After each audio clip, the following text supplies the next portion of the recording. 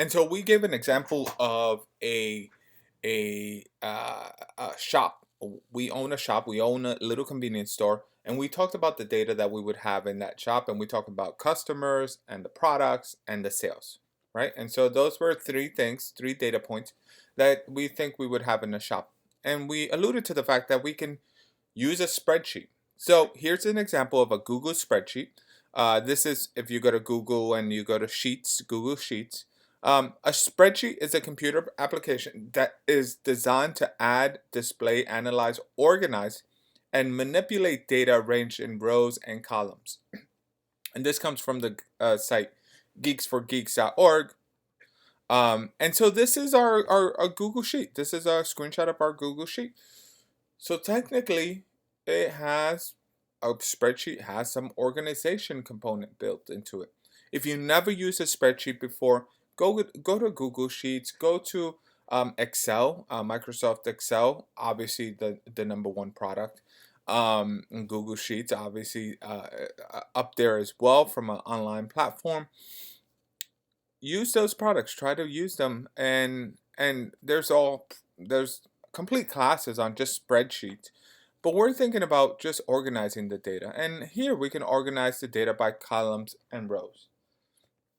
So let's look at that. So we talked about what a database was, right? So we said it's organized collection of structured information or data.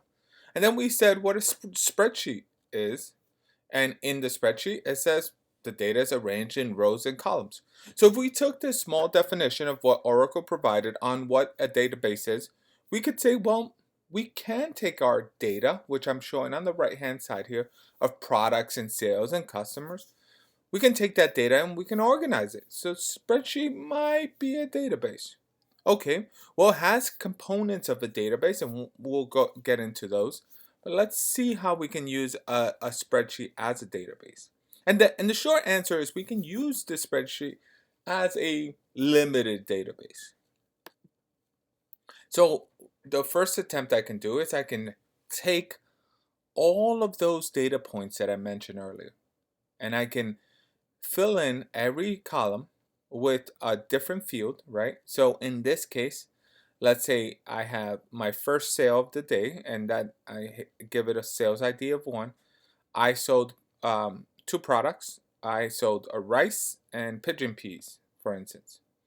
And the rice has an ID of 1, and the pigeon peas have an ID of 35. And then I capture the product costs, and I capture the price paid, and I capture the tax collected, and I capture customer discount ID and the customer email. I can do all of this in one row, and we'll see that now I have my information structured, right? I have it there. It's captured. I can save this information. I can see it. I can visualize it. I can get to it, and I can change it in the future. What are some of the challenges with this data? Well, let's start with 2 questions I have here, and there are probably more challenges. There are a lot more challenges, but let's start with these 2 questions. What if we want to add the color of a product? Okay, so if we want to add a color of a product, how this is configured right now, I'd have to add a new column. That's not a big deal. But every time I had the product rice, let's say, I would have to go in and add the value white or brown. Um, and pigeon peas, I'd have to add the value, I think green. Green is the color, or maybe brown.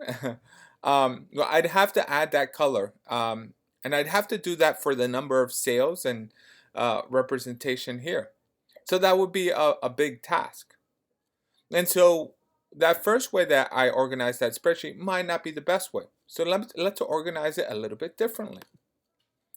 What if each sheet in our spreadsheet represented each of those different entities? I talked about products and sales and customers. Well, what if I had a product sheet? And now I have rice, pigeon peas, and red beans, and I have the product cost, and I have the product ID. And that all lives in one sheet. And then I have a customer sheet down here. And that customer sheet has my customer discount ID and my customer email. There's no duplication here, which is really beneficial, right? And so in here, I don't have duplication of products. One product is one product. Here, I don't have duplication of customers. Now, when I go to look at my sales is a combination of different things. It's a combination of products. And I can now use the product ID to reference back to the product that I bought. And then I can use my customer ID to reference back to the customer. So now I can start making these links, and that's why I have this line here. Then now the sales representation or the sales sheet now references back to products and customer. So I'm separating my entities into different sheets, and there's still challenges here. There's still challenges because what if, first of all, spreadsheets have a limitation. Um, the searching on a spreadsheet is limited. Um, and so I can do something here if I have a very, very small shop. Once I start managing hundreds or thousands of products and sales and customers, I'm going to need a better way to do that. The other thing that I don't have easily is that I cannot easily query or ask data. I can't ask questions of my data. So one of the things that we're going to get from databases is that I want to know very quickly what is, I'll give you an example. What's the average spent on a sale by a customer? Now, I can do this on a spreadsheet, and I can do it, but it takes some time. I could create a pivot table. I can do all kinds of spreadsheet magic, but it takes time. And what I do need is I need a language, I need a representation, I need my database. I need a database that has the information, but allows me to query the information, update it, allows me to have history. I need something a little bit more robust than this, what I'm seeing here. And I could still use spreadsheets in the future, but not in the same way that I would use a database. So spreadsheets do have a purpose. They do provide a lot of flexibilities. What you see here in me separating these products and sales and customers into different sheets is actually what we're going to do when we do this in databases. And I call this entities for a reason because um, entity relationship databases and ERD diagrams are something that we're going to jump into. And we're going to want to represent our database like this, where we have very little duplication in our customers. For instance, we have the customer once, right? We might have customer name, customer phone number, but that's all going to exist in one row for each individual customer. Unlike our previous table where we had customer email repeated every single time that we had a sale. So whenever I change my customer email, I now need to update all of this representation. I hope from this video that you got a good understanding how we can use spreadsheets to structure our information. We're still gonna dive into it because it might not be clear why we can't use this as a database. And the clarity is with the scale, right? Once you start dealing with hundreds and thousands of different data points, and once you start asking more sophisticated questions, you don't want to go into every sheet, join the tables manually. That is very cumbersome and it takes a long time to do.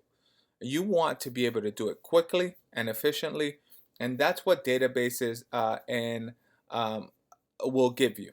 Uh, that's really their power, and where they're gonna come in is that efficiency.